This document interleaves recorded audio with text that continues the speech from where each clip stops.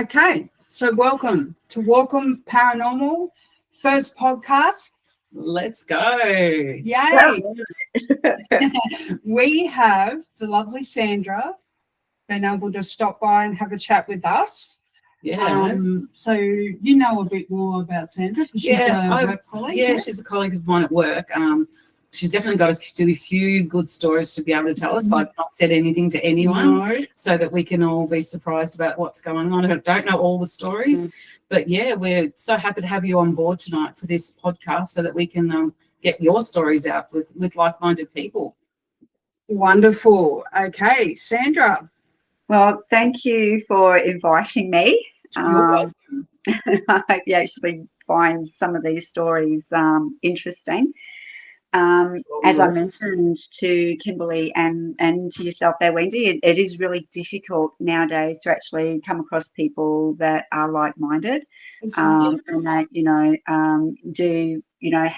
we all have experiences, but being able to feel like you can talk about your experiences in a safe place and an environment without, I guess, fear of judgment and ridicule. Yeah, definitely.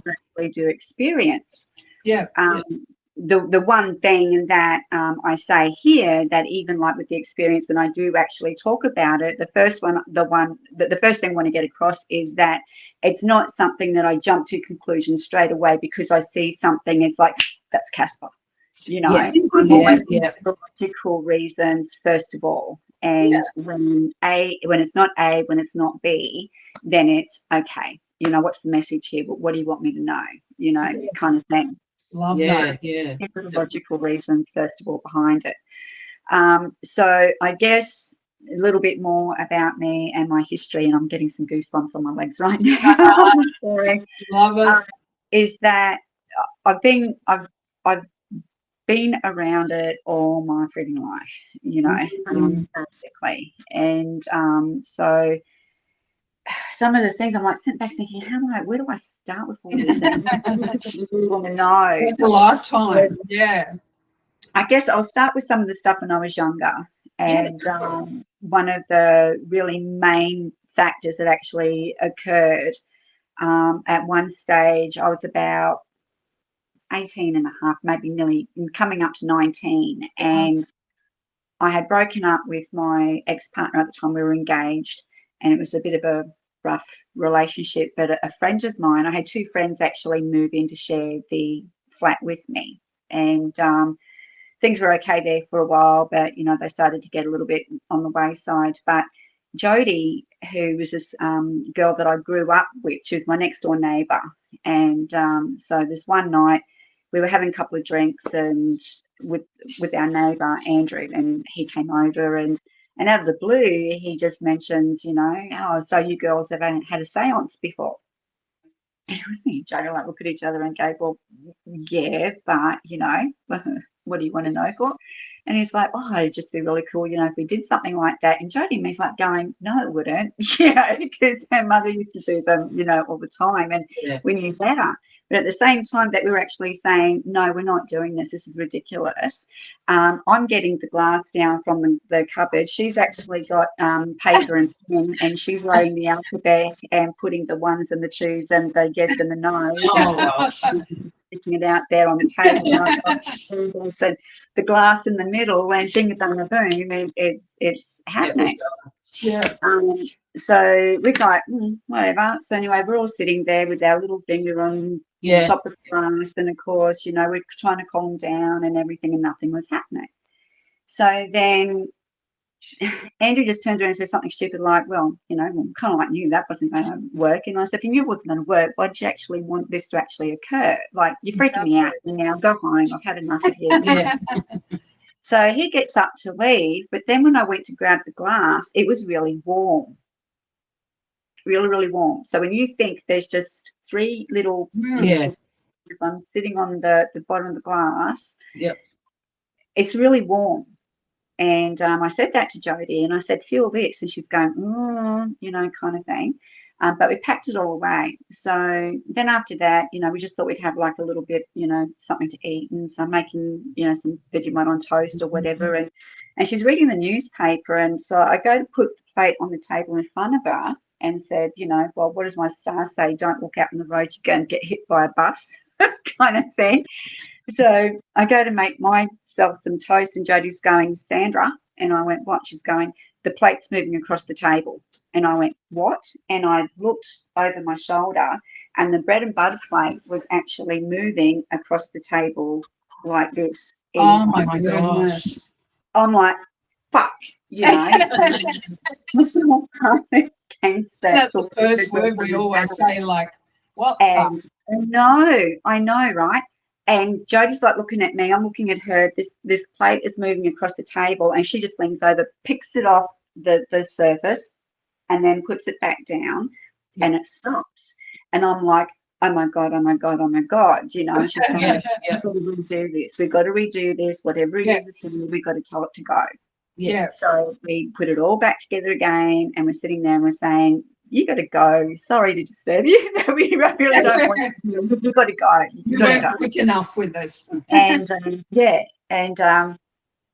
so then anyway, we thought everything was fine. It was all nice and calm and quiet, and everything was okay.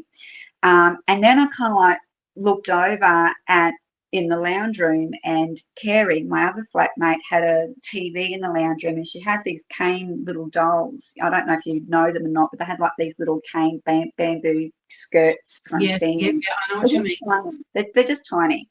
Tiny things. Yeah. Oh, cute. And there were two of them sitting on top of the TV. And I kind of looked over because I saw movement, and the two dolls were actually turning around on top of the TV. Wow. All right. So that freaked us out even more, and we were like, what are we going to do? What are we going to do? And she's like, well, we're going to call Mum, you know, and I'm going, okay. So, of course, we go up to the phone box to call Jodie's mother, and let her know. Back in the day, no mobiles.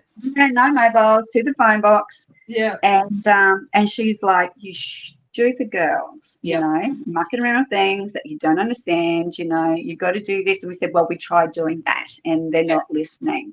And they said, well, just be more forceful. They will go, you know, everything will be fine.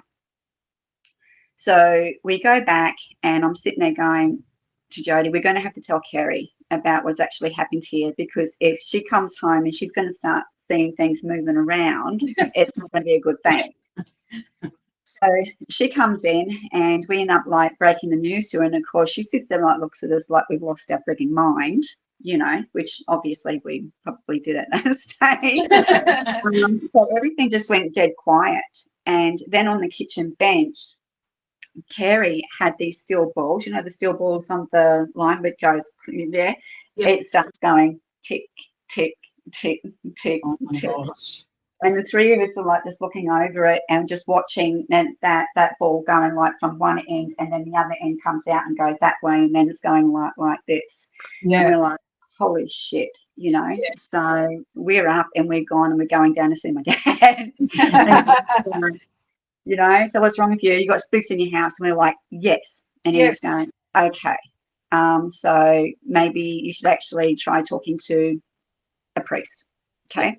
Yeah. So we call the priest, okay, the presbytery. We go up to St. Mary's Church, okay, in Ipswich, meet with the priest. And the first thing he says is, with you being Catholic, you don't believe in ghosts, okay? Ghosts, that you just don't believe in them, okay?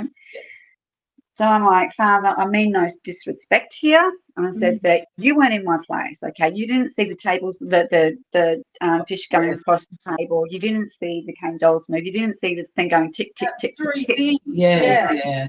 I said, we saw them, okay? And we saw them. So what do I do here, you know?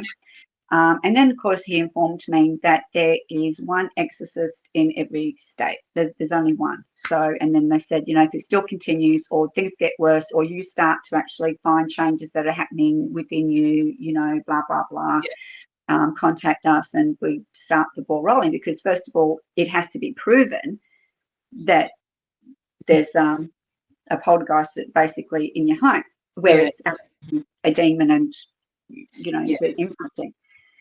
So I asked for the best candle and all that kind of stuff. So we did that, and I come home and I'm armed. I'm no one is going to be scaring me in my home. Yeah, I love it. Just come in, feeling a little bit better, and put everything down. And I go to the bathroom, okay, and I'm like looking, I'm saying, no one's going to scare me out of here. So I open up the bathroom door to go in there, and I screamed because what hit me when I opened up that door was the scent of soap, like somebody had just had a shower. Wow. And on the bathroom mirror, when you went in there, it was all fogged with 2 clear handprints Oh, wow. on the mirror. Wow. So I couldn't move, and Kerry Yeah, was me up and had to actually carry me out, because I just couldn't move Yeah. at all, period. Yeah. So yeah, that was like the really big things there.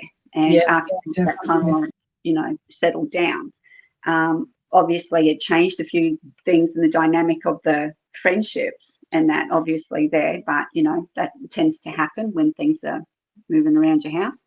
Yeah. And so yeah, and we just couldn't figure it out, but like I said, it all quietened down. Yeah. So then I ended up like moving home and stuff. We all went our ways. Jodie went back to her place, wherever, and I went home. And then I don't know. Let's fast forward to about 4 weeks later, and a friend of ours, friend of the family's come down. He was actually in the army, and he come down for a visit, and I become very isolated, really, after the relationship breakdown and what have you, and just wanted to be homely for a while. Mm-hmm. And he'd come down and talking to mum and dad and that, and he's asking me how I'm doing, and I'm going, yeah, I'm fine, grab my stuff, go in my room, that's it.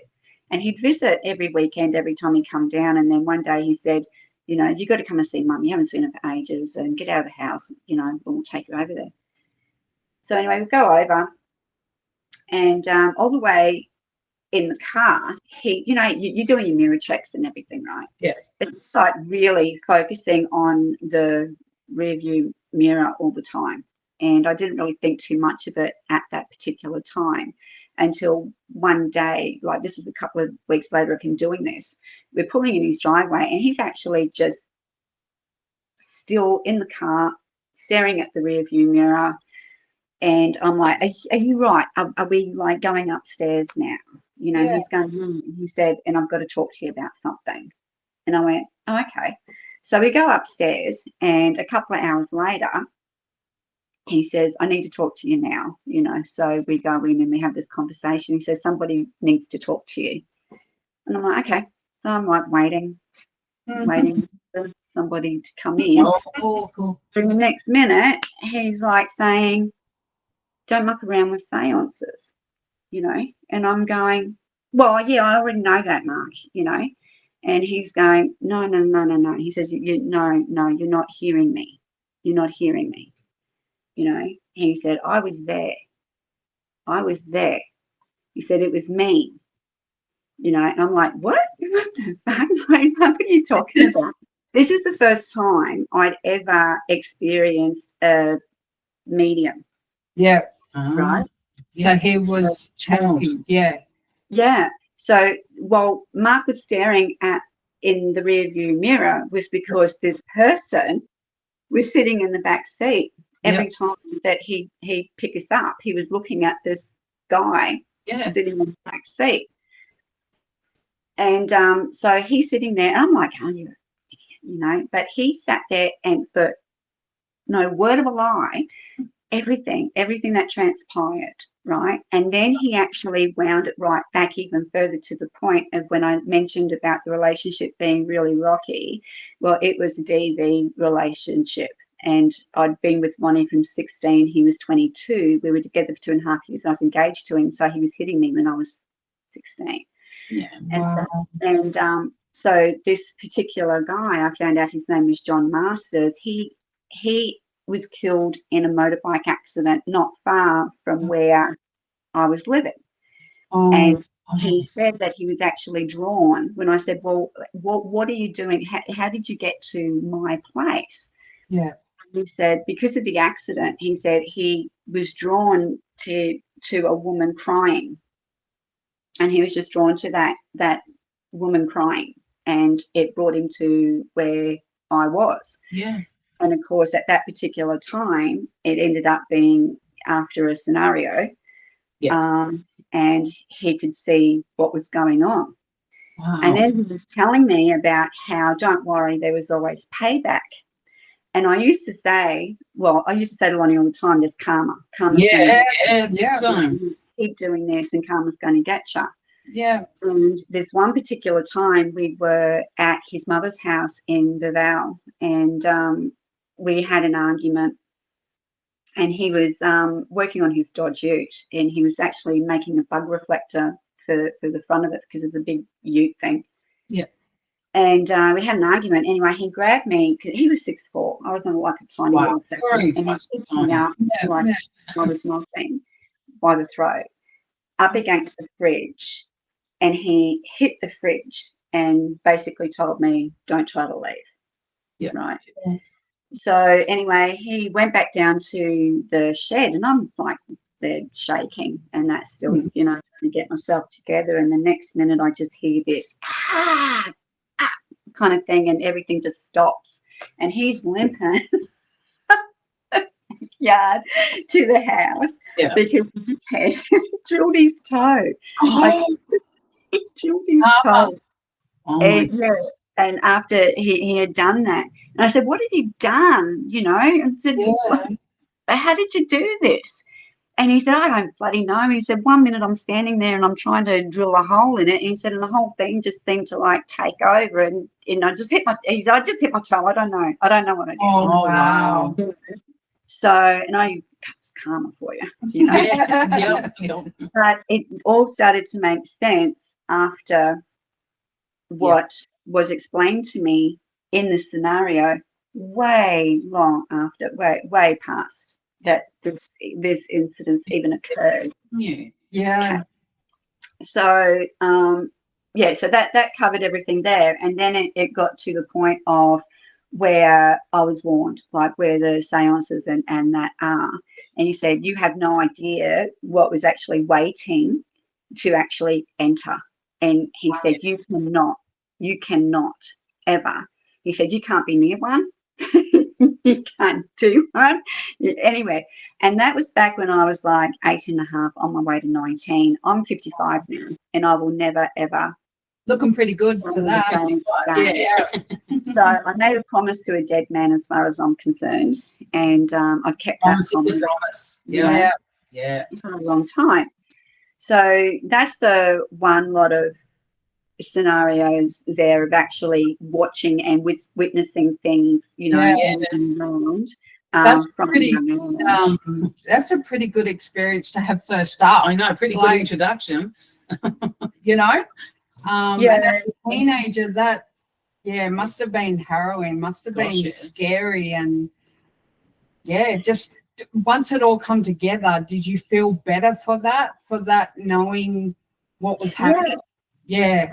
When it all like made sense, like and like I mentioned, like when Mark was concerned, he'd never been to my place. Like mine that's your place, right?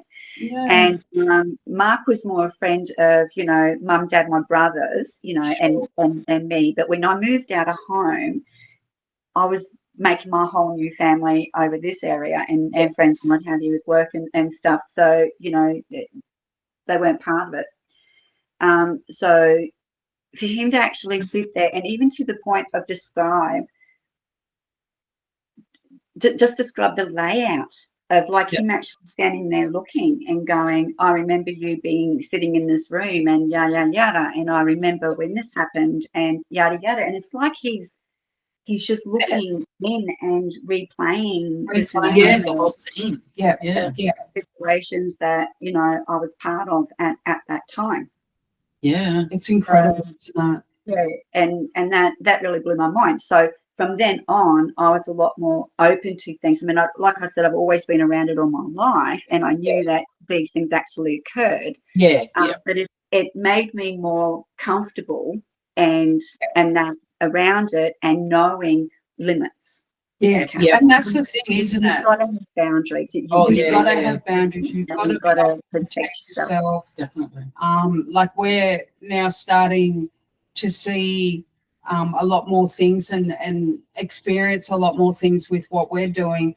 But we have always protected ourselves, and no matter what. And that may change, like that. We may upscale that, the protection wise, as we come across different things. But I mean, some of the stuff that we've got already, going through the editing and actually taking away all the sound of the cars and the background sound. It's amazing what was actually It's amazing what through. Was talking to us, you know. So, like you say, being open to it and just treating it with respect. I think that that helps you in the long run with spirit and with anything that comes forth.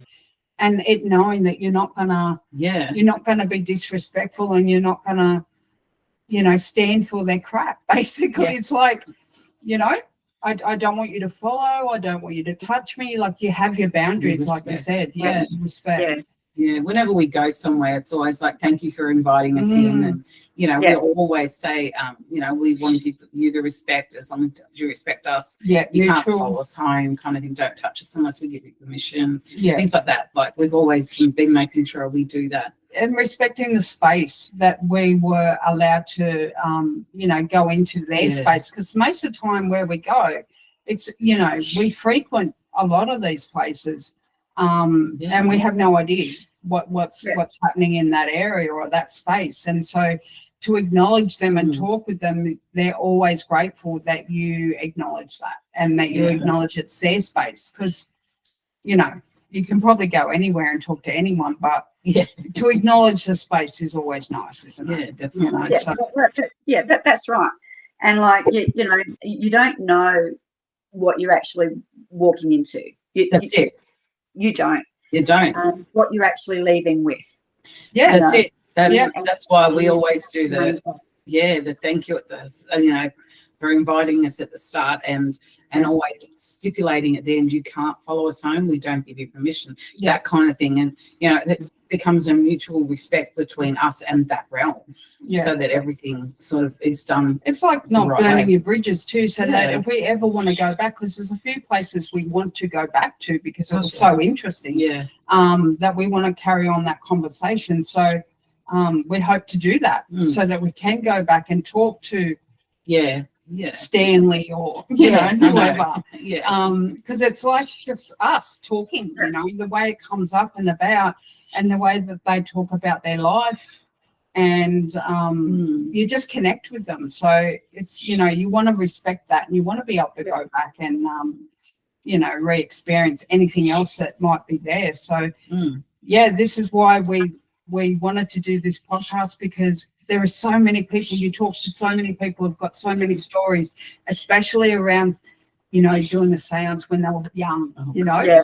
I did mine, I think my first seance ever was primary school. So like I was young, like I think about 11 or 12 or something. And I'm still in contact with the girl that we did that with, and her mum was very spiritual, and her brother had passed away, and so we were hoping to connect to him. But you know, you can never know who you connect to, as you know. So it scared the shit out of us, put it that way.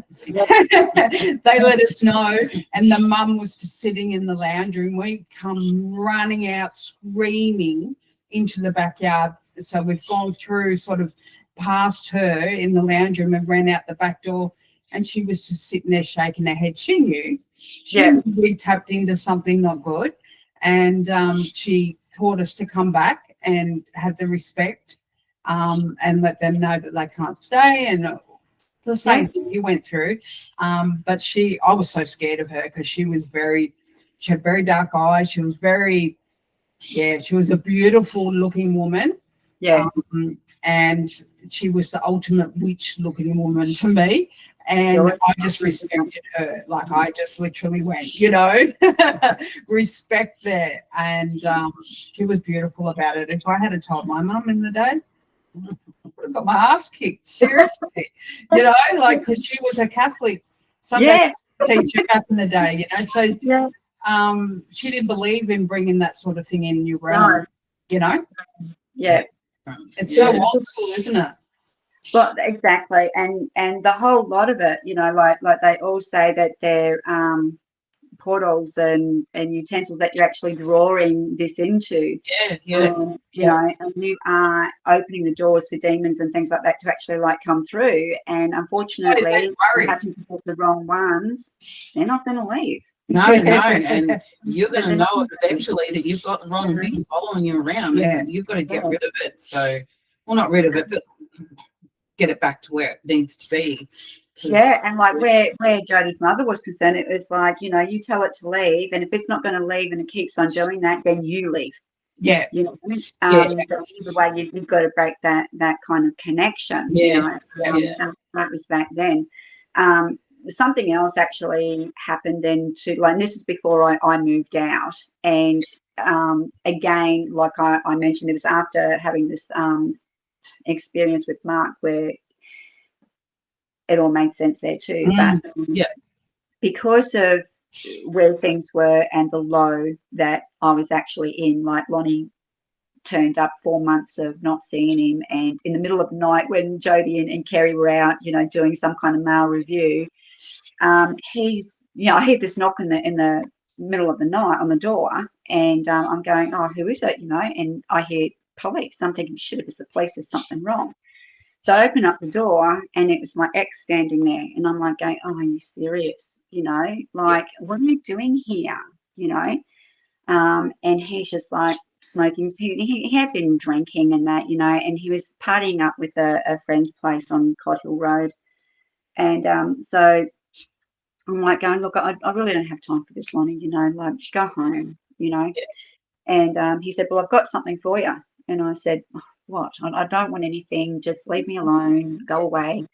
And the stubby that he had in his hand, he just emptied it like through in my face, and it was like stinging my eyes and everything. And I stepped back into my flat, and then he just pushed me in.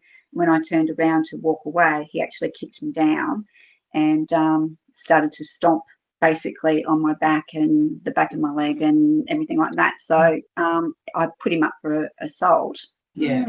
For that, because I had boot marks, like, you know. Sorry, go through all that. It's just it helped make me who I am today. But anyways, in that moment of stillness, like, I didn't even sleep for a good 24 hours either, because I was already traumatized, thinking he's going to come back, he's going to come back, he's going to come back. You know? And so, well, there was nobody else around either, and I was just sitting there, and on the radio, the song Bridge Over Troubled Water came on. Well, it's a classic, isn't it? Yeah. And so that came up, and I just started crying. And the first thing I did, I didn't even think about it. I just got up, went to the drawer, grabbed something out, and I'm sitting on the lounge room floor, and I'm like this, you know. And there's this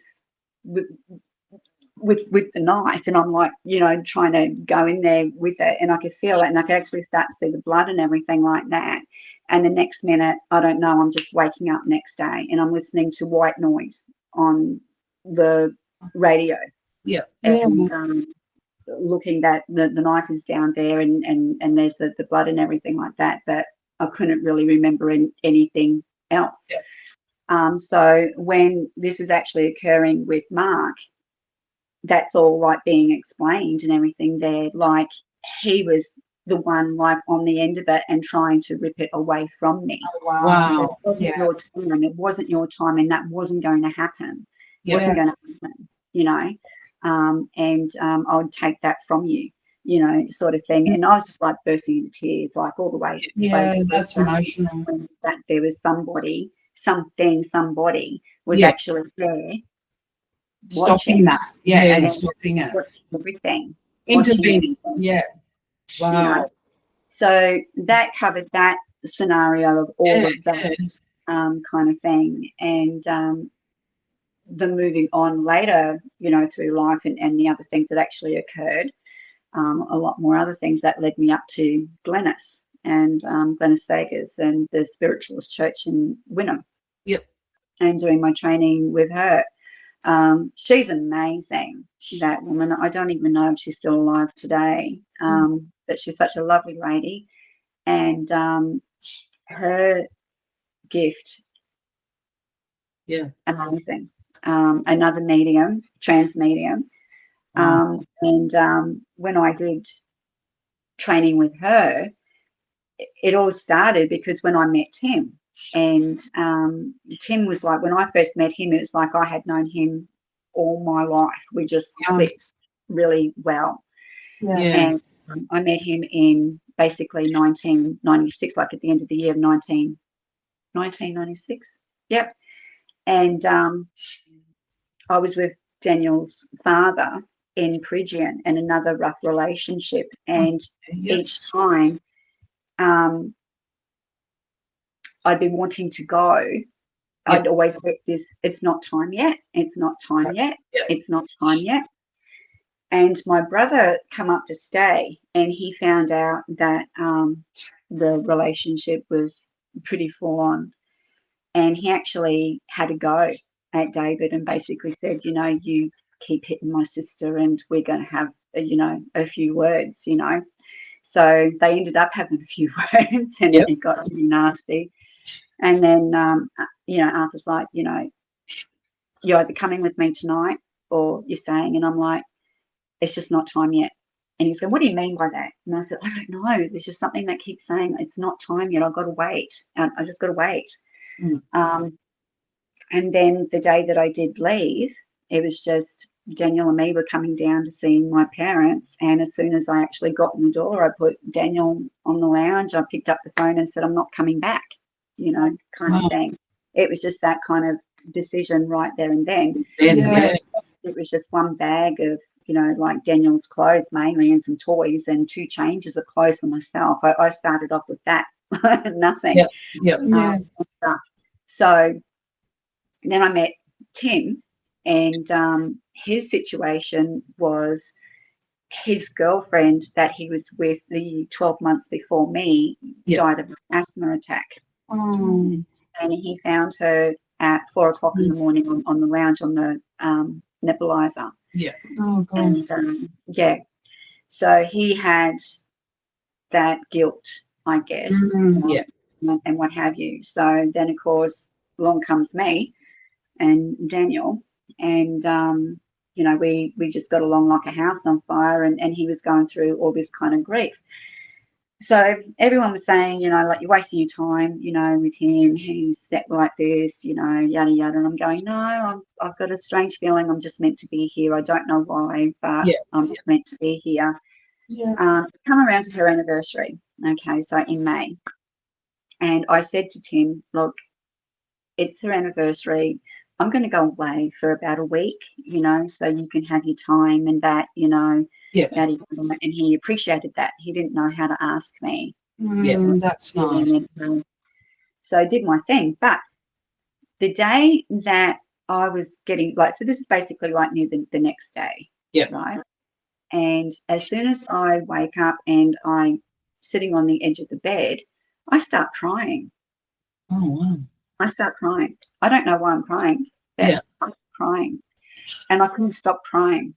For the whole week that I was not there, I couldn't stop crying.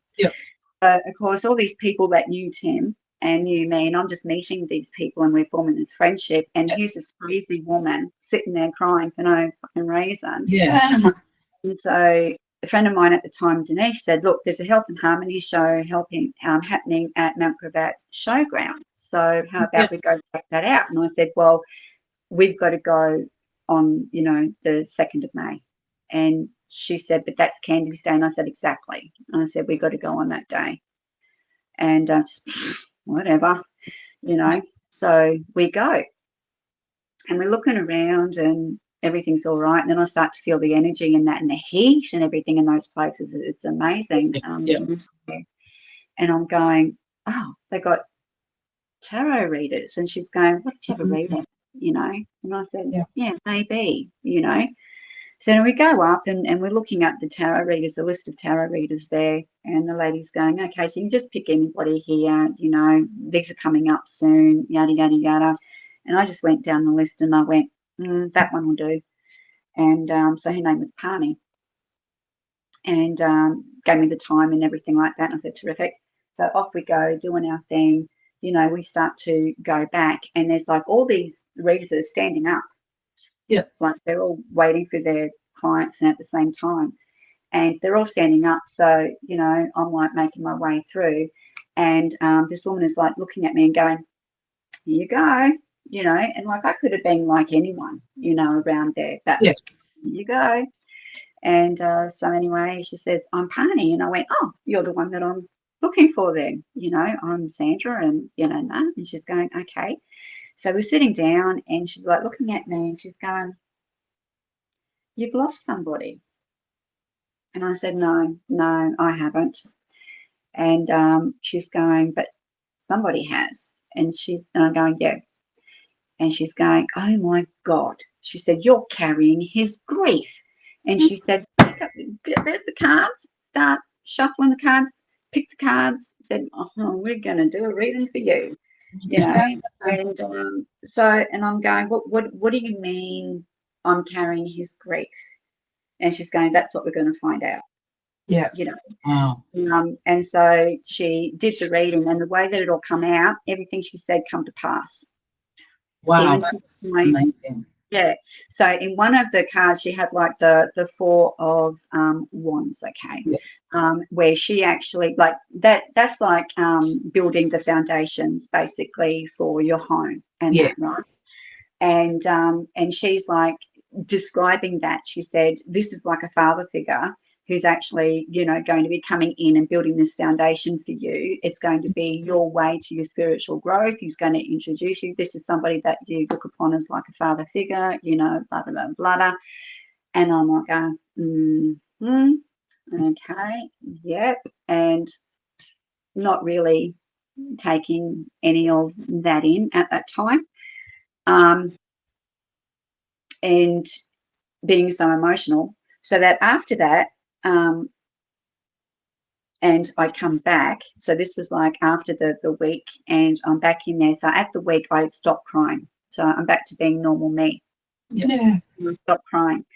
And then I run into our friend Gary, who is also his sister was the landlady of the complex that we were actually living in, and he was coming down to collect the rent and stuff.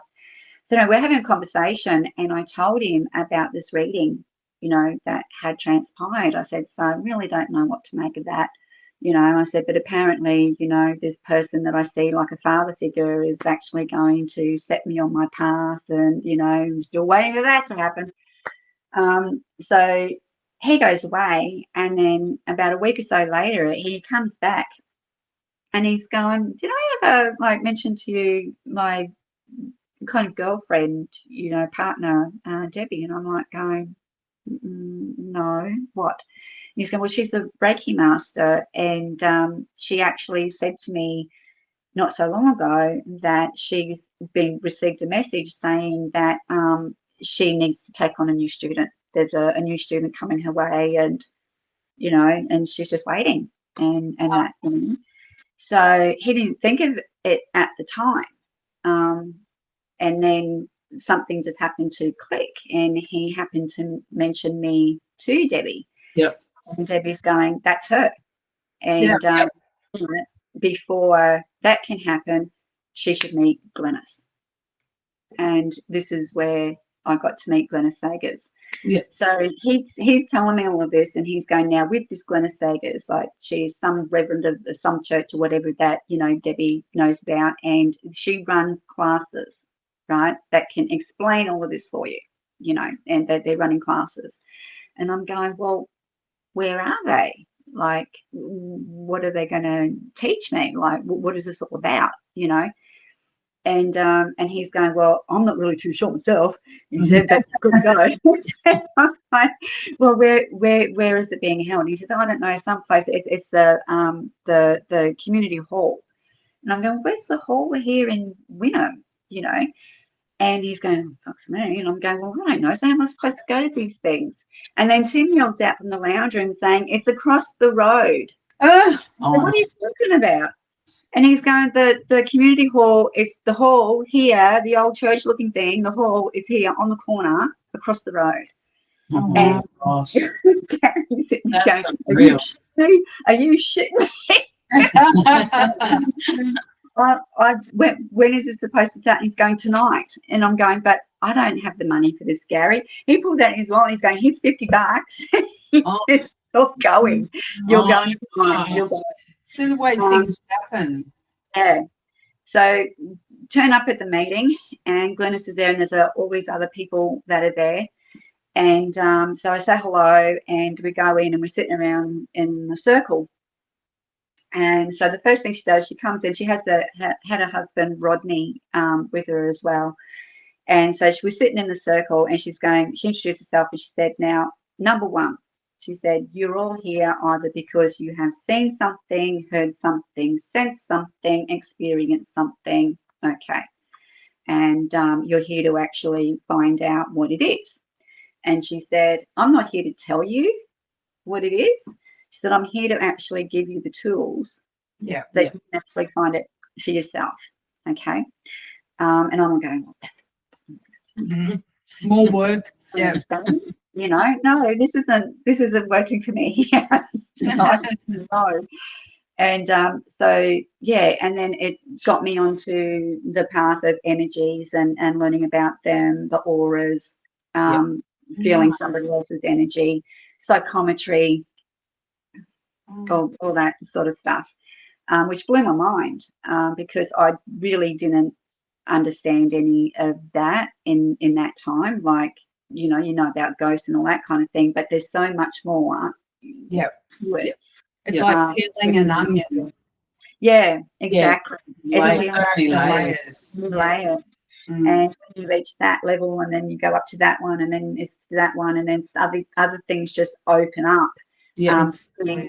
Colour and auras and, you know, things and learning about colour and, you know, it just blows your mind. And it was happening way too fast, too soon, way too fast. And it was like being in a hurry, like you've got to get going, girl, you know, like, and it was just boom, boom, boom, boom, boom. It's happening all the time. So I got attuned to Reiki and did my 3 levels, did the mastership. I was given the actual information to be able to do attunements and things like that as well, which I've just kind of like put all that kind of stuff aside. But, you know, done all that and gone through the cleansing. And let me tell you, the cleansing to that is not fun because, again, it reaches the different levels from, you know, your physical and emotional cleansing to your spiritual cleansing to your mental cleansing. Like everything just happens at certain times. So you've got all this stuff that's actually coming out and you're experiencing all these other things at different times and you're making notes of what's actually occurring because it's all part of your process of going through and clearing everything out and stuff. So when that occurred, Debbie gave me a book on Saint Germain. Okay, so I don't know if you know about Saint Germain or anything like that, but the little that I know about him is that if you know anything about the Philosopher's Stone, okay, so he's got an involvement with that. History says that he could have been a charlatan or whatever, but through the stages of his life and I don't know, his reincarnations, he's been, you know, like certain things. So he is considered a master. So he does, you know, readings and he appears and he does a lot of readings through the University for Psychic Phenomena and stuff like that. So all his stuff is recorded. Anyway, she gave me one of his books, and these are like volumes. Okay, so and the first one that I read, it was really weird. But if I didn't read the Celestine prophecies beforehand, I probably just would have thrown that book away and went, that's just too left field for me. Yeah, I must admit that was my first book along my spiritual journey too. Yep. Yeah. Yeah. And so then reading this particular book, and I'm like going, okay, so he's taking this fella on this journey and he's experiencing all these things, and he's explaining what's actually happening at this time to this time, and you know, what have you, and yada yada. So quite interesting. But I finished the book, and so I'm sitting in the lounge room and having my meditation time and what have you, my alone time. And Tim was sleeping in the bed, and above the bed on the wall, we had like this, I used to call a mandala kind of thing. It was like a cane kind of thing. And in the middle, I actually had like a sapphire and diamond earring that I put right in the middle. And that was my focus point, because there was a light. The light would hit it and I'd focus on that light. And so doing my meditation and that, and then all of a sudden I see this light and it's growing bigger and bigger and bigger and bigger, and it's white and it's starting to come out and taking form. And here is this, oh my God, it's absolute breathtaking, perfect male specimen of this person right above where Tim was actually sleeping, perfectly groomed, like not a hair out of, like perfectly groomed, and like he was wearing this suit and he was holding his hands out, you know, in front, like one over the other in front of him. And I'm just memorized about how absolutely stunningly gorgeous that this person just looked, just perfect. So that went, and then when Debbie came over, I don't know, let's say a week later, and I told her that I finished the book. And she said, what do you think of it? And I said, well, it's a little bit, you know, but this is what I got from it, yada, yada. And I said, but then something like really weird happened. And she said, what? And then I told her about what actually occurred. And she said, where's that book? And she grabs it and she's flipping through it and everything like that. And I'm going, what's wrong? And she said, wait. And she's looking through it and nothing. And then she reached into her bag for the second volume and she's flipping through it. And then she opens it up and here's this picture of Saint Germain in the book. Wow. And that's it. That's it. And she said, that's Saint Germain. And I went, but that's what I saw. And she said, and she said, this is a common occurrence apparently, that when you read his books and, you know, if you think about it or you call on him, he appears. He'll appear. So I'm like, this is just too much, Debbie. You know, like too much to deal with. You know, too much. You got to step back, you know, from stuff, because it just like it just gets like a tornado. You just get picked up, you know, taken for a ride. So took some time out from everything, shut everything down, did a detox and everything like that from everything, become grounded, and she would do the Reikis and that for me, like to bring me back down to being grounded and everything like that again. And then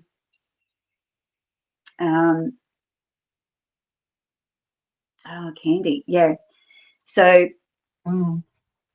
when this, before this actually occurred, like in between it all, and I'm getting to know more about Candy and her as a person and situation and what have you.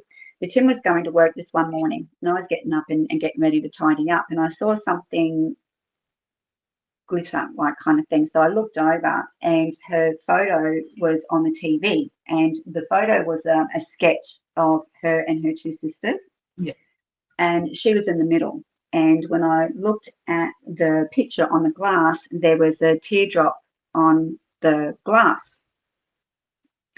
And my first reaction was I took it off and I wiped it off and I said, don't worry, Candy, you know, I'll look after him, you know, and I put it back up there, right? And everything was fine. And then I ended up like mentioning that to some of our friends of, you know, what transpired, that this happened. Again, you're just the loopy lady, like I think you're getting a little out of control there kind of thing. Wow.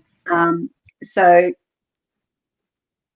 fast forwarding it, they had a psychic fair over there at the hall, and I mentioned to some of the people that we were living with, go have a reading with Glenys, just book a reading and have a reading with Glenys. She's amazing. Okay. So I went over and had a reading early and was walking out when Craig, one of our neighbours, was actually there with his girlfriend at the time. And I said, oh, so you're coming in for a reading? He's going, yeah, I thought I'd give it a go. I said, were you able to get Glenys? He said, yeah, I did. I said, great. Okay, well, I'm going. So, you know, just let me know how it goes. You know, what do you think? So later on in the afternoon, he comes in and he walks in the door and he's looking at me and he's looking at Tim and he's going, man, I've got to talk to you, you know. And I went, what's up? And he's going, I'll talk to you later, but I've got to talk to him now, you know. And I went, okay. So I left him alone and I went over to his place and to be with his girlfriend. And I said, do you know what's actually going on there? And she's going, yeah, I do, but I'll let Craig tell you when he comes in. And I went, okay. So Craig came back in and he's sitting there and he's going, you're not going to believe this. And I said, try me. This is me we're talking about. You know, try me. How did you go? Like, what happened? And he said, well, when I first went over there and she started talking and asking me about this blonde woman, she says, who's the blonde woman in the green dress? And he's going, I don't know any blonde woman in the green dress. And she's going, I think you do. And he's going, no, I don't. And she's going, okay, well, who's the blonde lady in the green dress with the tear down her face? And that's when he actually just went, shit, you know, because of the one tear that was on there. And she said a poem, and Candy used to write poetry as well. And it was something along the lines of like, you know, tears are for sadness, tears are for joy, tears are for blah, blah, but for today, therefore, blah, blah, blah. Yeah. And he recited that to Tim and that, you know, yada, yada. And there's obviously other stuff that he didn't want to tell me, but it was to give to Tim. But it was along the lines of that. And that just like blew his mind to just straight away to that point of Candy being brought into that reading to Craig. Yeah. You know, was something that was amazing for him. Yeah. And so he never, never did that. So that one tear. So so a lot of crazy stuff. A lot of you know, weird. That's confirmation there, though. Yeah. That just, you know, that proves so much. Oh yeah. Involved. Yeah. And that's how it always works. It always works like that. How many times have you had a reading and it wasn't for you? You know, so many times, and I'm like, nothing ever resonated. But then it wasn't until later on I'm like, hang on a minute, I'm sure Wendy has said this, or I'm sure Wendy has said that. And then I've gone through the whole reading in my head and I went, yep, that reading was for Wendy, not me, but it had to come from me. Yeah. So many times. Yeah, we're never in control what we hear. We just let it flow. And I think too that with Craig actually receiving that particular message and that strong confirmation right there, I don't think that Tim would have even taken on board, because I told you what he was like with me with the stuff with the house and that, you know, being where I am now, and how he's so blasé, you know, about the whole thing, and he just wasn't ready to hear any of it. None of it. They choose who's going to make the biggest impact, I think. So that's so good. So when we were finishing up that training with Glenys, she actually did do a show basically for us of the mediumship that she does, and she has 3 spirits that actually come through her. One was a woman, Emma, who is like a school teacher and very quiet, very feminine, very, you know. And another one was an Olga. This is so funny, actually, watching the transformations of this one person, you know, of the 3 that actually come through. And she would, you know, that in that transition, she'd go from this young female teacher to suddenly this old man that that would have to be like 1,000 years old, and he's finding it hard to actually duck his finger, and they're shaking like they do when they're older, and pointing the finger and doing the teachings and stuff like that. Yeah, that's so cool. Like he's going through some kind of records or whatever, you know what I mean? Yeah. Weird.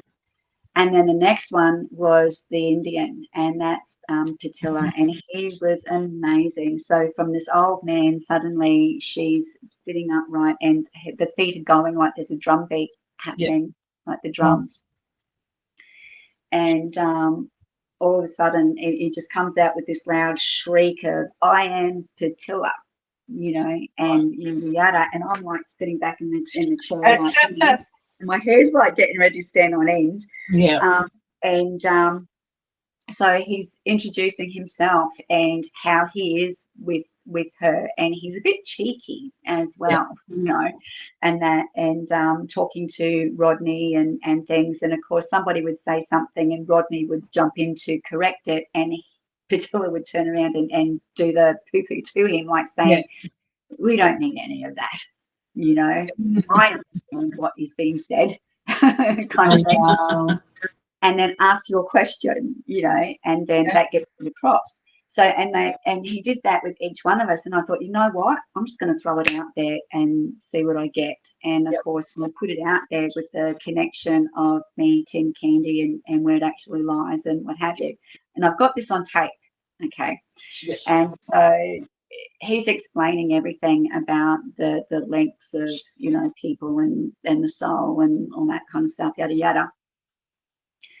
And I'm like going, well, he's saying, you know, that Candy's his soulmate and everything. I don't understand any of that. You know, when you're a Catholic, you've got one soul. That's it. It's not shared with anybody else. You know, God gave you that. It goes back to God when you die. Anyway. So what does all this mean? So he's trying to explain it more clearly. He says, for you, love is different. You know, like a mother loves a child, you know, your love is different to where you are here and, you know, yada, yada. But the very important message of this was, you know, this is going to be a long and fruitful experience for you if you choose to take this path. It will be rewarding, but you have to do everything you can in your days to free her. Right? I've got to do everything in my days to free her. And I thought, well, I don't really have a lot of hard work there on my hands to do there now, do I? You know, in grief, and you know, she's stuck like what he did. Like she's Wiccan, right? Candy was Wiccan. Her whole family was Wiccan. She was studying to be a priestess. Yeah. And she died of the asthma attack. Where Tim was concerned, he was desperate to hang on to her. Yeah. And I believe, and I actually faced him with this, I believe what he did was he used the Wicca and that in magic to try and keep her bound to him. Yeah. And it didn't, well, I'm going to say it didn't work, because where it was, he experienced something very dark, I believe. And because everything that he had of Candy's where Wicca was concerned, apart from the way that he had things set out, her shrine that he did for her, and the Wiccan altar of the chalice and the athame, the water, the incense, all that kind of stuff, all that up there, pentagrams, her shrine. Everything else from her books, Scott Cunningham books, her poetry, her recipes, her book shadows, like all that kind of stuff was locked away in a briefcase. Yeah. Which when I actually started to go through all of this, he allowed me to read it so I could have understanding of Wicca as a religion, because it is a religion. Yeah. And so I'm going, okay, I got it. You know, this isn't like New Age. This is old ways. Yeah. And my heritage, my family's heritage is Irish. So all the way back then. So it really made sense, and I enjoy it. But anyways, had that understanding of all of that. I had a conversation with him one night, you know, and I called his bullshit, you know, and I said, you know, people think that, you know, you tried to kill yourself when Candy died. I said, I don't believe that for a second. I think you did a blood ritual. I think you're actually trying to bind her to you. And I said, and how could you do that? How could you do that? That is so wrong. You know, she doesn't deserve that. You don't deserve to do that to yourself, but you don't do that to somebody who's passed on. She has the right to be free, you know. So I called his shit. And he was surprised at that, you know, because nobody else figured it out. And so time goes on and I meet her family for the first time. Wow. And when I knew that they were coming up, because Candy's best friend, Sam, did this painting of her and Tim. So Tim actually holding Candy's dead body when he found her, you know, and it looks really bleak when you see it. But if you knew the story, it But I knew her reason for painting that, and it wasn't a very good one. But anyways, Sam would contact the family all the time and have a conversation and let them know how Tim was doing and that he was seeing this new girl and how great I was, and there's a young boy and you know, they're a family and yada yada. So they wanted to meet me, and so they come all the way up from New South Wales. And when Sam told us they were coming, I said, well, I'm going to leave you guys alone because this isn't my thing. Yeah. That's how Daniel and me, and you know, we go out visiting. When I come back, they're still sitting there. Oh, Her mother and father is still sitting there in the lounge room, and I'm going, oh, look, I'm sorry, I'll just go. No, you're not going anywhere. We actually come here to see you, you know. And I'm going, oh, okay. So I go and I sit down and I'm talking to, you know, to her mother, and she gives me this gift and I open it up, and apparently the daughters owned a new age shop down there, and they gave me a few gifts from the shop, which was lovely. Wow. And then I went to make them a cup of tea, and her father is like a big bear of a man, like I'm telling you, big silver beard, and looked like a bodyguard with the big rings and everything. And he goes in to use the bathroom, and I'm shitting myself, like trying to make the tea and everything in the kitchen. And then he comes out and he looks at me, and I look at him and I'm going, look, I'm really sorry. I just don't know what to say. I don't know what to say. Of course, you know? And he came up to me and he said, I want to say thank you. And I said, thank me? I said, what for? And he said, for freeing my daughter. And he just come up and he just threw his arms around me and gave me this great big bear hug, like you wouldn't believe. And I just held on and I went, thank you, you know. And and that was just like such a moment. Like he knew it just the bizarre thing, you know, that he just knew. Yeah, that's so beautiful. And they're lovely, lovely people. I've never seen them again. But I think that with them actually being there, because when you walk in, like I said, you've got the shrine. So the last thing parents actually really want is to see that kind of thing for their loved ones, especially when you know that's not the belief. And so, I think they left feeling a lot more better and more at ease. More at peace about and even more when we actually moved out of that place and stuff. That when we moved into this one where we are now, I didn't like it from day dot. Tim and my son Daniel painted the house because Tim was the painter by trade. He painted the house, and the owner and the principal of the real estate was here this particular day, and they were talking about renting it and all that kind of stuff. And Tim said, look, you're looking for people to rent it out. He said, you know, we'll take it, you know, kind of thing. And so I come home from work and he's telling me, guess where we're moving to? Oh, my gosh. What?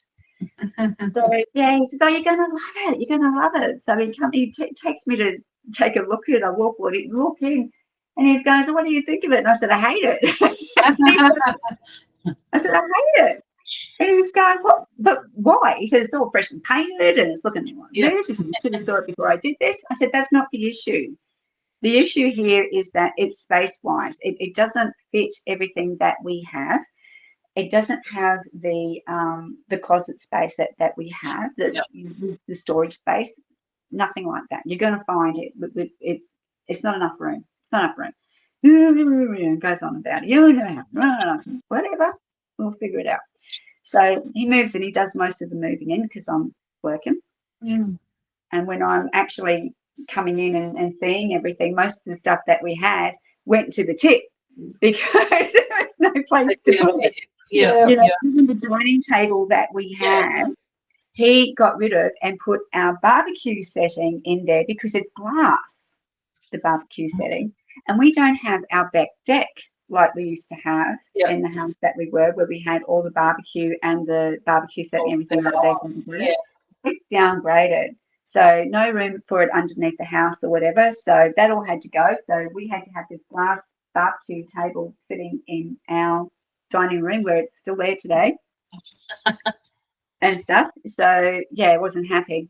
So first morning that we spent there, so we spent our first night there. I'm getting up to get ready for work and I'm having my cereal. I'm sitting down on the lounge watching the morning news. As I'm sitting there, the front door opens by itself and I look over my shoulder like this and of course I said, were you born in a fucking tent? I said, if you open the door, at least you can do is fucking close it, you know, and then I'm back to like breakfast like this, you know. And so let that go. And then a few more days actually happen and we're slowly unpacking more boxes. And we're having this conversation and it's about a Saturday morning and I'm having this conversation and I'm saying, I'm really not happy about this place. I said, because I'm telling you now, it's got spirits in it. All right. And I said, I've picked up on a few so far. And I said, and these are my concern. I said, there is a woman in this house. I said, that's not really the issue. I said, I pick up on a younger person that I feel has committed suicide. And there's another male. And I said, that's just the start. Okay. So there's a few. And Tim's like going, oh, you know, it's too much. And, you know, and just shrugging it off. You know, it's a new house. You're not happy. You didn't want to be here. Daniel hears this, my son, and he comes in and he's like going, hang on a minute. And he's going, there is a female spirit in this house because I've seen her. Oh, you know, this son saying, I've seen her and she's wearing a white dress and yada, yada. So where Daniel was concerned, he's got a room down near the laundry and the door opens up. So this one particular night, he was sitting in his lounge watching TV and he hears this squeak, squeak noise and he looks over and the tap in the laundry is turning and the water is being turned on. So he watched that from his room, right? Yeah. And he's telling us about that. So not long after this three-way conversation that we're actually is happening, we hear this knock, knock, hello kind of thing, and I duck my head out, and there's this old man standing there saying, oh, how you going? You know, I'm going from up the road, just wondering if the man of the house is in. And I'm going, I don't know, I'll go check for you. And I'm going, Tim, this gentleman wants to know if the man of the house is in.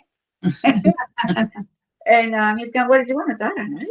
So he goes out and, you know, has a word and they're having a good old chin wag out in the front garden and I'm looking and this old guy's like pointing up the street and he's pointing down this direction and all this.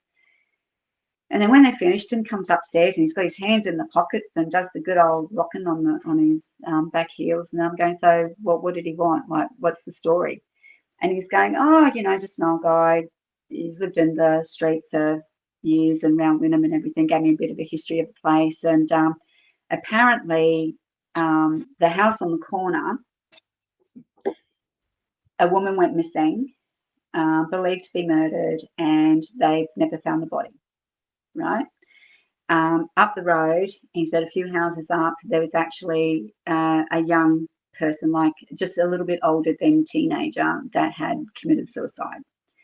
And then he was going on about other stuff. But Tim just said that when he heard those two just there, it was just enough, you know. So kind of like tuned out the rest. But that's the history of Wynnum. but they've never, apparently never found that woman's body. Wow. So that's the woman in the white dress. Okay. So, well, we feel that's the woman in the white dress. Definitely. Being in the bedroom, I'd wake up in the middle of the night and I'd wake Tim up and say, one of them, the main one was the smell. It was this god awful smell. It was like being in a dirty mechanic. That burnt oil smell of an old mechanic, like the greasy stuff is just foul. And that's what it was like to me. And I woke up nearly heaving because that smell was so vile. And I'm waking Tim up and I'm saying, can you not smell that? What is that smell? And he's going, what are you talking about? I said, there's this horrible smell. I said, it smells like burnt oil. Can you not smell that? And he's going, no. And I'm going, ah. And it was driving me crazy because I could sense this, but he couldn't. He couldn't. Yep. And so I'm like, what, so settle down, go back to sleep, everything's fine. A little while later, Tim was a snorer, okay? So when he starts snoring, the whole neighbourhood could actually hear him, and it's terrible. So I tried to get to bed a little bit earlier so I could at least get a couple of hours sleep, because when he starts snoring, I can't get back to sleep anymore. There's no point. Yep. So I'm in bed. He's out in the lounge room watching TV. I'm sleeping, and the next minute the TV in the bedroom goes on. And I'm like going, fucking timer. So I'm trying to find the remote, and I'm with the remote, and I'm like, where is the timer? And I'm trying to find this timer, and I'm not finding it anywhere. So I race out into the lounge room as I do, and I'm looking at Tim. I'm saying, where's the fucking timer? Let's turn it off. And he's going, what are you talking about? And I said, the TV has just come on in the bedroom. Where's the timer on the remote? Where is it? Show me so I can turn it off. And he's going, there isn't one. And I said, don't lie to me. Turn this fucking thing off. He said, Sandra, there is no timer on the remote. Unreal. I don't believe you. Tim, come on now. He took it from me. He said, there's no freaking timer on the remote. Unreal. So I went back in the bedroom and I just looked around and I said, just fuck off, and I turned it off and I ripped everything out from the wall. So every night now I turn everything off at the wall. I just rip everything off at the wall. And I did that. And then the coffee, the smell of coffee, like black coffee. So, with the smell of coffee, you can tell the difference between black coffee and milk. coffee. Yeah. It's real strong. With milk itself, it's got that little bit more of a sweeter creaminess. Like it's really strong. So this was black coffee. It was really strong. And again, I woke him up and said, it's coffee. Can you smell that? And again, he couldn't smell any of that. Oh, wow. So that was like really doing me in. And I thought, well, this has to be an older guy being a mechanic. So it'd have to be around motors and things like that. So maybe an old farmer with a tractor or whatever. But there's something like that's in the house. Then I got a message. So moving forward, again in the middle of the night, and this is where lucid dreaming, I guess, really started to come into play, because I was awake, well, let's say conscious, and what happens is that you are asleep and then suddenly you start to become awake, and it's more the point that you are aware of everything around you. So you can hear a car going down the road. You can hear a baby crying. You can hear the cat's like playing. You can feel the person that is next to you. You can hear them breathing, like you are aware. And that's the one thing that happens when you're like that. You're being made aware of things that are around you. And then the next minute, something else will occur. Okay. So with this one, I heard my name being called. Okay. And I went, right. So next morning, Tim and I getting ready for work, and I said, I think we're actually going to get some bad news about somebody in the family. And he said, what makes you say that? And I said, because I heard my name being called last night. And he's going, oh, Sandra, everybody hears their names being called. I said, yes, they do. They do. I totally agree with you there.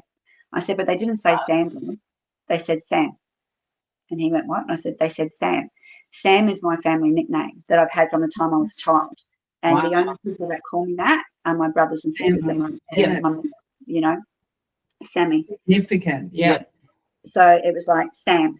And so I said, I just think that we're going to get some news. And he says, look, not everything that you dream about is, you know, means anything, you know. And I went, you're right, but I just have this feeling.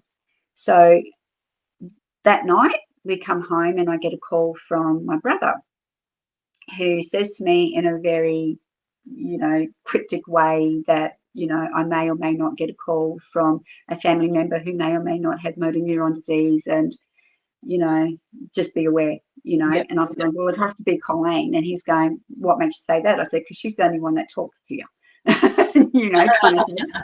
So I thought, okay, so that's the news. So I said that to Tim, and of course he just looks at me and he says, have you checked it out yet? And I went, no, but I'm going to. So I called my sister, and yeah, fair enough, motor neuron disease. Wow. So yeah. So we decided to go up and pay her a visit, because I hadn't seen her for a while. And because we didn't know how long it'd be, or, you know, whatever, but you know. So we decided to do the trip, and before we do the trip, again, I have another lucid dreaming experience. And with this one, a male comes through. I don't see the male, but I see the hand. And the hand is coming down, and he's opening up my hand, and he's giving me this locket. So with this locket, it looks really, I'm getting the tingles again. The locket looks very antique with the filigree and everything like that around it, silver or white gold, but it's absolutely gorgeous. And it had footprints on it. Okay, so this necklace or locket is being put into my hand, and it's like this.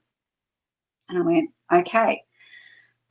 So when the next day we're actually talking about going up and seeing her and getting ready, and I said, I've got to go shopping. And he said, what for? And I said, I've got to find a locket with footprints on it. And he's going, why? And I told him about the dream and that I had. And again, he says, not all dreams are, you know, meaning anything. And I said, okay, yeah, fair enough, all right. So we jump in the car and we're going up to Applethorpe, and I'm feeling like, nah, I really should have done something. I started to feel really bad, you know, that I've had forgotten something important. But we get up there and we see her, and we have a good time with her, and we leave and we come home. And I'm saying, you know, we're talking about her and what could actually happen and stuff. And I said, look, I've got to go shopping. I've just got to go do the groceries and I'll be back. So I go up to do the groceries, and as I'm getting ready to go into Kmart area, they've got the post boxes out there. And as I'm walking along, something shiny gets my eye, and I look down, and I'll go get it in a minute. I'll bring it in. And I reach down, and it's an angel bead, a little angel bead. And I put it in my hand, and the first thing that I got was, you've got a job to do. So, of course, I go straight to the jewelry shop, don't I? You know, and I'm going, this is going to sound stupid, but do you happen to have any lockets with footprints on it? And she said, well, actually, we do. And I had a look, and there was two there that was it. I'm going, yeah, I looked at them, yeah. And then this other woman come out, and she's going, excuse me, I was just hearing that you're looking for a locket with footprints on it. And I went, yes. And she said, I actually have another one. And she brought it out, and I took a look at it, and I went, yeah, I'll take that one. You know, so I bought that one and a few other little things, and wrapped them all up, and was able to send them off for her birthday before Tim took her down to Tasmania for a holiday. And I was like, has it come yet? Has it come yet? Has it come yet? So when they got it, they called me, and I just sat there, and every hair on my body just stood up on end. And I said, now you've got the locket, but the locket's not the gift. It's the message. And she said, what do you mean? And I said, well, and I told her about the dream and why I got the locket. I said, but the message is this, is that, you know, footprints, okay, and the whole story to that. you know, and this is what they're actually saying here, is that in the times that you will not be able to walk, you will be carried. Yeah. You will be carried. Okay. And she just started bursting in tears, and she said, I've got goosebumps, Sandra. She said, I don't know what that means, but she said, I've got goosebumps. And she said, this is the most beautiful pendant that anybody's ever given me, and, you know, yada, yada. So, and that was it. And then when I actually did that, it was like a big, released. Yeah. that it was said, and that, you know, so that was the main thing there. Yeah. So, and being able to do that for my sister was a really big thing, and be able to do too. But yeah, there's just been so many, and the experience that I had with Tim when he suicided was just insane. So Yeah. Tim finally recognised the fact at some point where I was with stuff, because I mentioned something to him at a particular time when we split up. Yeah. And he was like, mate, you're the most clued on person that I've ever met. And he said, I've got to tell you, girl, he said, it was scary. It was scary. So it was too much for him to actually have to deal with. But we always made a pact that if we went before the other, we would find a way to let the other person know. Yeah. Yeah. And when we got news that he suicided, his sister called me. And this was only a couple of days after we buried my mother. And she told me, you know, that he suicided. And then I rang his mother, and his mother told me how he suicided. And I was upset by what he did, not that he did, because everybody has their enough. Yeah. Yeah. And so I'm lying there thinking, you know, how could you just be so cruel to yourself, kind of thing. Yeah. But I had to go downstairs and tell Daniel, you know, that his stepfather, you know, killed himself. So I went downstairs, and of course I told Daniel, and Daniel stood up and he's going, bullshit. He said, looked at Caitlin, his partner, and looked at me and said, I swear to God, I heard Tim say to me, help me, Dan, you know.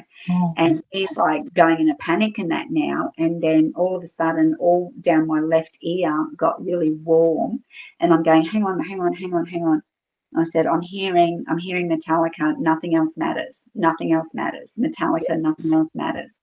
And I grabbed him and said, Tim's saying it doesn't matter anymore. Yeah. Okay. It just doesn't matter anymore. Let it go. Okay. And we spoke about that. So when things actually started to calm down, and I went to bed, and I'm lying there thinking, how could you just be so cruel to yourself to do it that way? It didn't make sense to me, because he hung himself. And getting it first go, it's like you must have done it so hard for it to work so quickly. Yeah.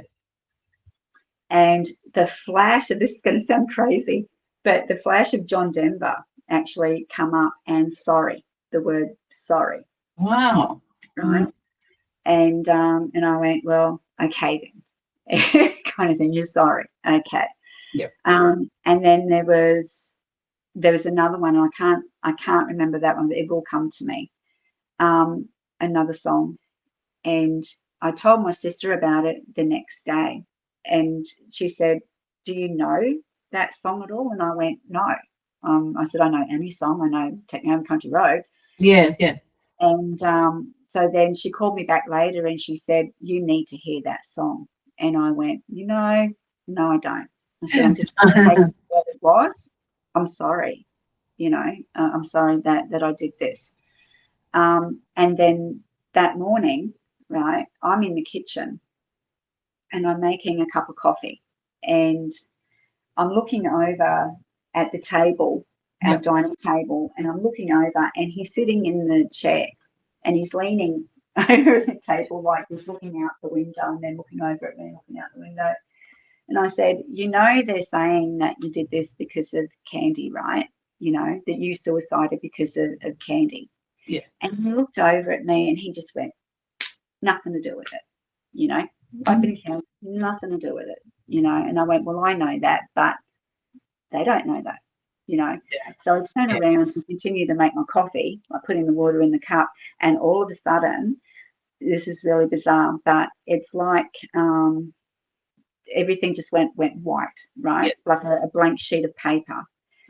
White blank sheet of paper. And this little tear actually started to happen within this white sheet of paper, a tiniest little tear. And out of that tiniest little tear come this mercury silver. So very mercury, smooth, but translucent like water. Right? And it's coming up through this little tiny tear. So in that moment of that little tiny tear and the silver, there was nothing. It was like somebody had pressed pause. So I'm hearing there's no sound, there's no wind, there's no pain, there's no sadness, there's nothing under the influence. Like there's just nothing. To actually say that there's nothing, there's something, because you're trying to describe something, but the way that it was put to me, it's still going on, but everything else you can't feel, you can't hear. There's no movement. There's just nothing else. And then from there, I'm taken and I'm looking at him sideways, and it's like a blurred out photo and not seeing it clearly. I don't think he wanted me to see it clearly, but I'm standing on his side looking at him. He's standing looking at himself face on. Saying to me that he did that, and then he realized what he was doing, and it was too late. So I see him put his hands up to his neck like this, and it was like he realized it was too late, and then he let himself go. Right. And I went, okay. So I started to like put all that kind of thing together, that it was like all the point of, you know, the no pain, no regret, no, it was just one thing, just a stillness, like pause going on. You see this, and I think it's that reflection of when you do leave the body and you are actually looking at yourself, and or even at that moment where you have that time to go back or not. And that regret, that he just thought, that kind of clarity of what you've actually done at that time. And he realized what he did, but it was too late. Too late to And stop it. he let himself go. So I gave that message to his family as well. That, you know, so let them know that at least that, you know, it was something that he was, you know, sorry, you know, for actually doing. But like, and then like, I don't know. It was just really bizarre. So that was that experience there. A little bit later on, I saw him like race through our hallway. Daniel was actually coming up to go to the bathroom. I was actually coming out of my bedroom, and the door was open. And I kind of like stopped because I saw this flash of like a bit of dark hair. And maroon and a cream stripe kind of shirt. And I see this really quickly just go past me. And Daniel's going, "Are you all right?" And I went, "Yeah, no, I'm fine." I'm looking over my shoulder. I get off the water, come back in my bedroom, and I'm going, "Mate, it was over. You need to leave." Okay. So Tim was a Manly Sea Eagle supporter. And that's what I got in my head. I was thinking about my brother. He's a Manly, Sea Eagles supporter big time, and I saw his jersey. And that's what I saw in the flash of him like racing by. But I also think too that he's also brought a lot of that, you know, that the calm back into the house too, while he had the opportunity to do that, because there was a lot of stuff that actually come through that weren't nice, and you know, and me and Daniel were like dealing with that kind of stuff together. So he was actually learning, you know, along the lines too, that having to do the clearing and things. Like I've had that kind of energy where it's been that big, where we've both been standing there like this, and the hairs on our arms just standing up, and it feels like they're in your personal space yelling at you that you actually take a step back. It's just that kind of energy where you feel you actually have to take a step back. And having to deal with that, and those ones take a little bit longer to actually like clear. And you just get that sense with with the position where we are, that it could actually be even along the ley lines. So there's something to. We were talking about ley lines at work the other day. You and I were. Yeah. And that, definitely, so it's pretty interesting. Yeah, definitely plays. Wow, that's amazing stories. Hey, yeah, that's very cool. You're very connected.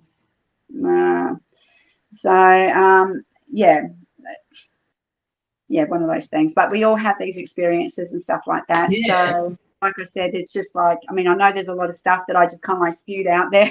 That's all right. That's what this is about. Yeah, so, yeah. Thank you so much for trusting us. And we're going to put that out there. Yeah. Yeah, well, like I said, that's just like the main, tips. Started. Yeah. So much more. I was actually thinking about, those cat balls that you were showing me that you had up there. I'd like to think, should I actually get them and oh, definitely. Get some. Have them around and see what actually happens the next time we chat. Yeah, exactly. Yeah, definitely have them around. And take some footage and we'll share that. Yeah, we'd love to have you back. Definitely, have heaps more to tell us, obviously. But Well, I think about having them around where we're having this conversation. So, what you say? So see what happens.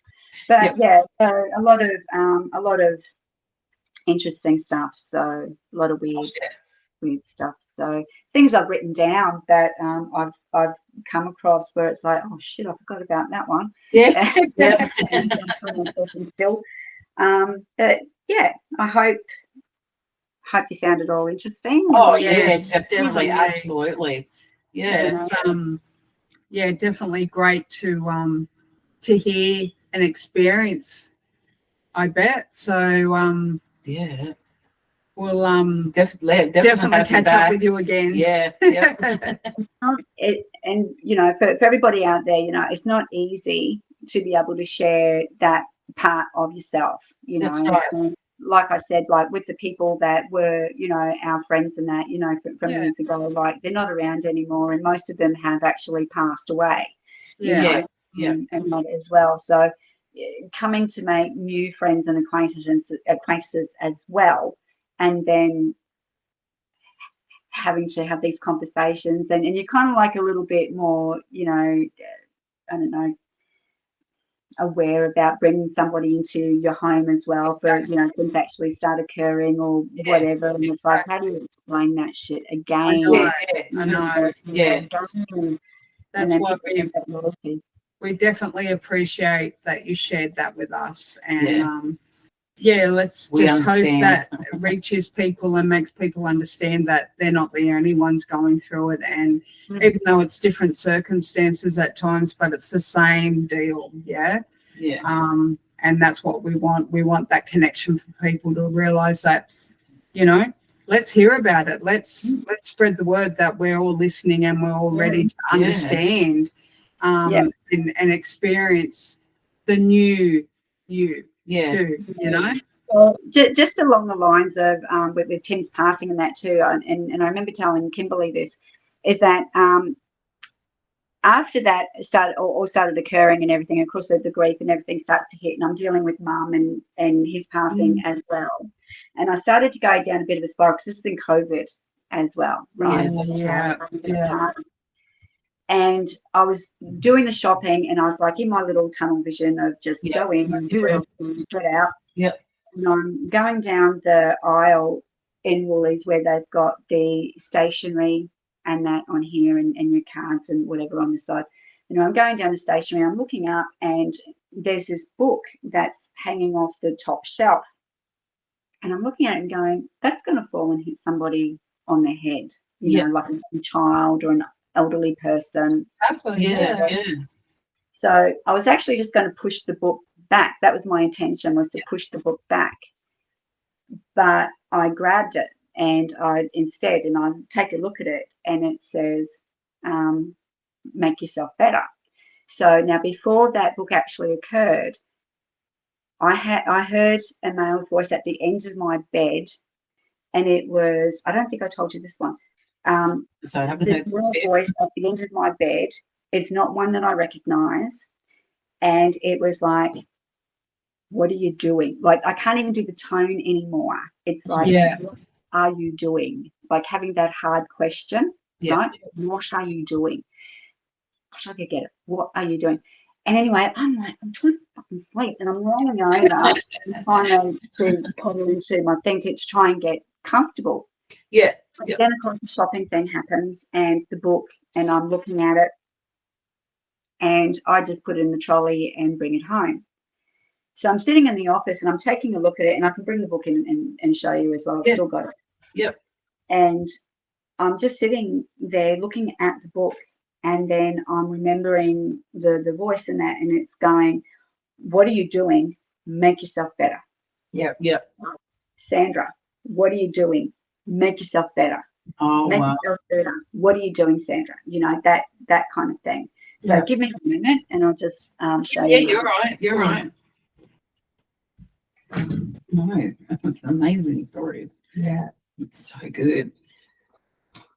Definitely be having her back. Oh, definitely. Like this. Yeah, like she said with cat walls, would be good conversation starters for her within Gotcha. the industry.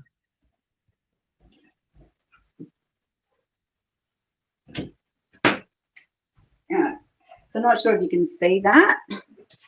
Put that up there. Oh, let me see. Can you see that at all?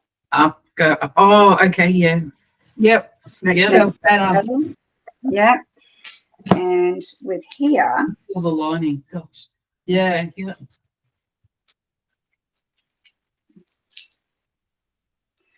That's the little angel bead.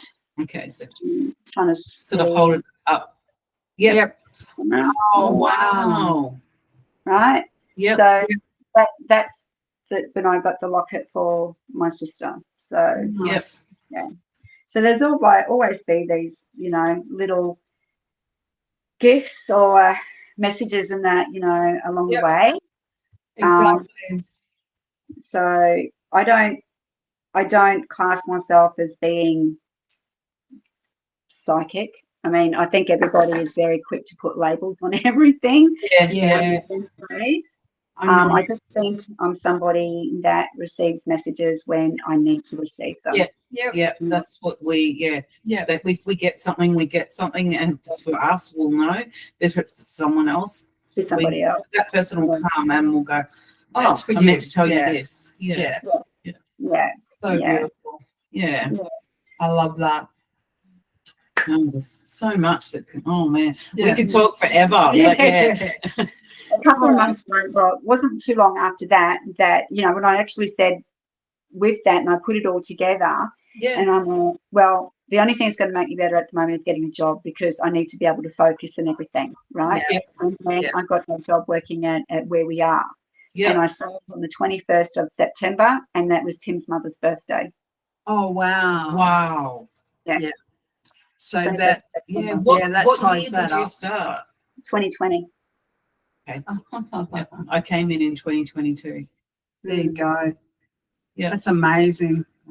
Yeah. I love that for you. Yeah. That's so good. Yeah. What a day to start. Yeah. I know, right? Come on. That couldn't be any clearer if it was sent to you. Yeah. In the mail. Yeah. But we all have these experiences, and I'm really honored to actually hear from other people. Yeah. All right. Okay.